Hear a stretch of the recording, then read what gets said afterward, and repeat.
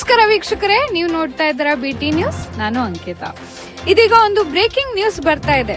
ಇದೇ ಮೇ 11ಕ್ಕೆ ನಿಮ್ಮೆಲ್ಲರ ಪ್ರೀತಿಯ ಜೋಡಿ ಬೀರೇಂದ್ರ ಹಾಗೂ ತನುಶ್ರೀ ಅವರ ಮದುವೆ ನಿಶ್ಚಯವಾಗಿದೆ. ಎಲ್ರಿಗೂ ಬರೋದಕ್ಕೆ ಅನುಕೂಲ ಆಗ್ಲಿ ಅಂತ ಭಾನುವಾರ ರಜಾ ದಿನದಂದೇ ಈ ಮದುವೆ ಇಟ್ಕೊಂಡಿದ್ದಾರೆ. ಇನ್ನು ಹೆಚ್ಚಿನ ಮಾಹಿತಿ ಪಡ್ಕೊಳ್ಳೋಣ. ನಮ್ಮ ಪ್ರತಿನಿಧಿ ಪವನ್ ಕುಮಾರ್ ನೇರ ಸಂಪರ್ಕದಲ್ಲಿದ್ದಾರೆ. ಪವನ್ ಕುಮಾರ್, ಹೇಳಿ, ಏನೆಲ್ಲ ಮಾಹಿತಿ ಲಭ್ಯ ಆಗ್ತದೆ?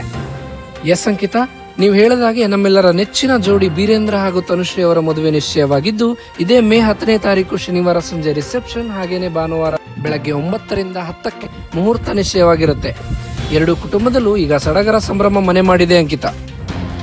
ಪವನ್ ಕುಮಾರ್, ಮದುವೆ ಎಲ್ಲಿ ಅನ್ನೋದ್ರ ಬಗ್ಗೆ ಏನಾದ್ರೂ ಮಾಹಿತಿ ಲಭ್ಯ ಇದೆಯಾ?